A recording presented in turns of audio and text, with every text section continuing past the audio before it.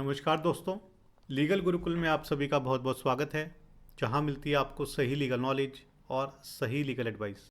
दोस्तों, क्या आपने कभी सोचा है कि शादी के बाद एक औरत का अपना घर कौन सा होता है?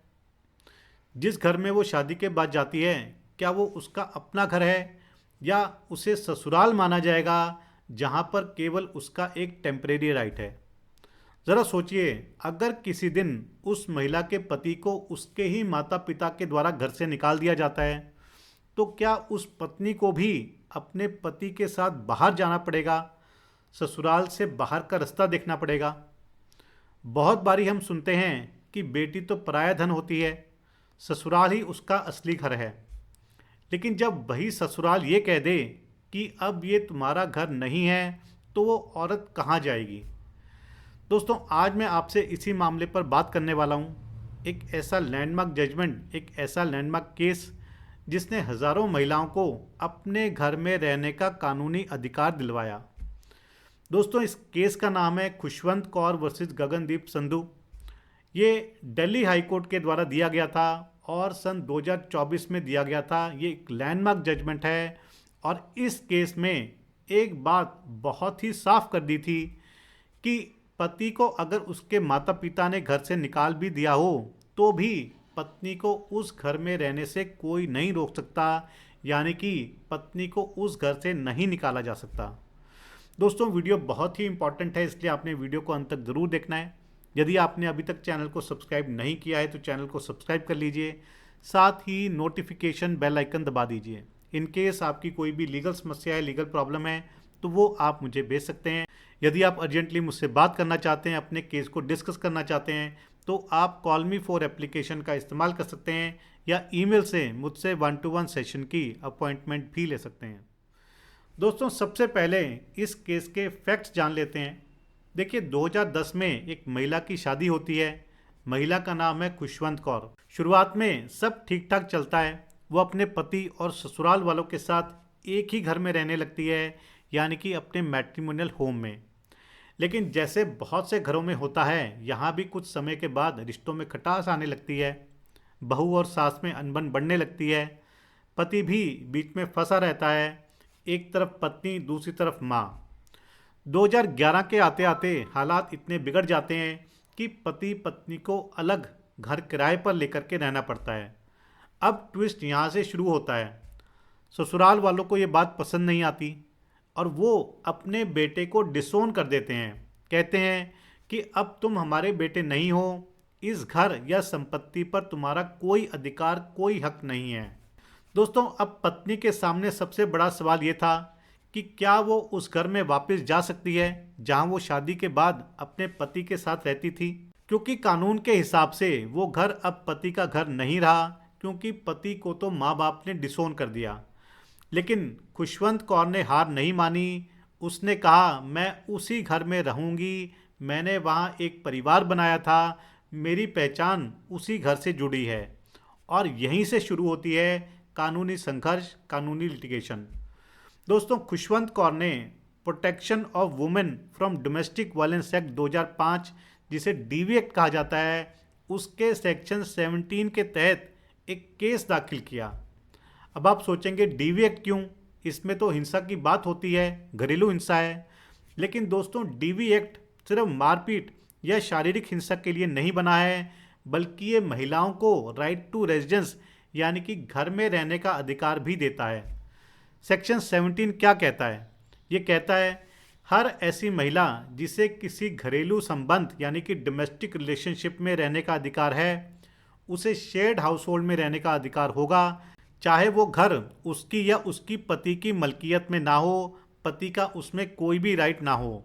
यानी कि कानून कहता है कि तुम उस घर की मालकिन हो या नहीं, ये सवाल नहीं है। सबसे इम्पॉर्टेंट ये है कि तुम उस घर में डोमेस्टिक रिलेशनशिप में रही हो या नहीं रही हो। और यही डीवी एक्ट की खूबसूरती है। ये ओनरशिप नहीं बल्कि रिलेशनशिप के आधार पर बनाता है। दोस्तों, इसके बाद सास ने भी जवाबी कार्रवाई करी। सास ने भी उसी डीवी एक्ट के तहत एक काउंटर केस डाल दिया। सास ने कहा कि बहू मुझे परेशान कर रही है, मैं ही डोमेस्टिक वायलेंस की विक्टिम हूँ। अब मामला और उलझ गया। दोनों तरफ डीवी एक्ट, दोनों पक्ष औरतें और दोनों अपने अपने अधिकारों की बात कर रही थी। ऐसे में मामला सेशन कोर्ट के पास गया।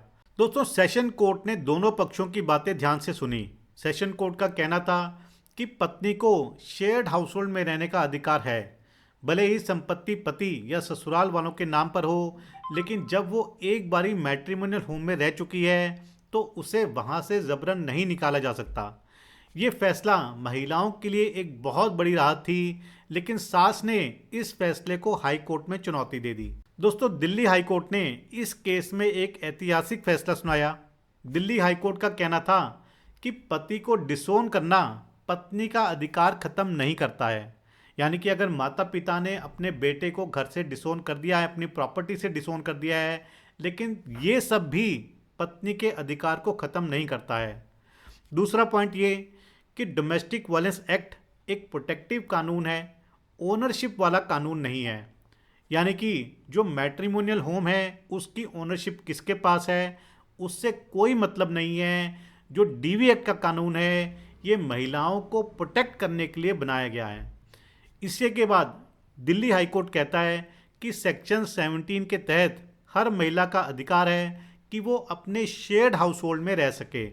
और शेयर हाउस होल्ड को उन्होंने फिर डिफाइन किया कि वो घर जहां महिला ने डोमेस्टिक रिलेशनशिप में रहना शुरू किया शादी के बाद, यानी कि एक ससुराल एक पत्नी का शेयर्ड हाउस होल्ड है और उसमें रहने का एक पत्नी का पूरा अधिकार है, जिसे राइट टू रेजिडेंस कहते हैं।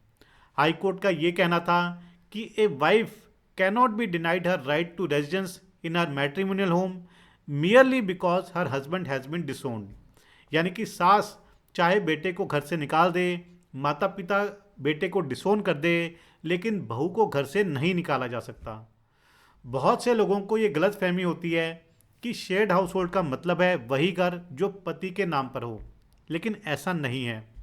शेयर्ड हाउस होल्ड का मतलब है जहां पति पत्नी ने एक साथ डोमेस्टिक रिलेशनशिप में रहना शुरू किया, फिर चाहे वो किराए का घर हो या ससुराल वालों की संपत्ति हो या फिर किसी और का मकान हो। अगर वहां पति पत्नी का डोमेस्टिक सेटअप बना था तो वो शेयर्ड हाउस होल्ड माना जाएगा। इसलिए अगर पति को डिसोन कर भी दिया गया है तो भी पत्नी का शेयर्ड हाउस होल्ड में अधिकार बना रहेगा। दोस्तों, ये फैसला केवल एक महिला का नहीं था, ये उन हजारों महिलाओं की आवाज़ थी जिन्हें ससुराल से ज़बरदस्ती निकाला गया, जिन्हें कहा गया ये घर तुम्हारा नहीं है। और इस जजमेंट के बाद वो ये कह सकती हैं कि मेरा ससुराल मेरा शेयर्ड हाउस होल्ड है और कानून मुझे यहाँ रहने का अधिकार देता है। इसका मतलब है कोई भी महिला अब अपने मैट्रिमोनियल होम से बेदखल नहीं की जा सकती, उसे मैट्रिमोनियल होम से बाहर नहीं निकाला जा सकता। दोस्तों, क्या आपको लगता है कि इस कानून का मिसयूज़ भी हो सकता है या हो रहा है? क्या ऐसे केसों में ससुराल पक्ष के अधिकारों की भी सुरक्षा होनी चाहिए या फिर महिलाओं को ये एब्सोल्यूट राइट मिलना चाहिए? इस केस इस जजमेंट के बारे में आपकी क्या राय है, ज़रूर शेयर कीजिएगा। यदि आपकी कोई लीगल समस्या है, लीगल प्रॉब्लम है, तो वो भी आप मुझे शेयर कर सकते हैं। इस जजमेंट का लिंक मैं आपको डिस्क्रिप्शन में दे दूंगा, वहाँ जाकर के आप इसे डाउनलोड करके पढ़ सकते हैं, समझ सकते हैं और अपने केस के फैक्ट्स के अनुसार यूज़ भी कर सकते हैं। तो आशा करता हूँ कि आपको वीडियो पसंद आया होगा। यदि वीडियो पसंद आए तो वीडियो को लाइक और शेयर ज़रूर कीजिएगा। चैनल को सब्सक्राइब करना मत भूलिएगा। अगली बारी मिलेंगे नए वीडियो में नए टॉपिक के साथ। तब तक के लिए धन्यवाद। जय हिंद।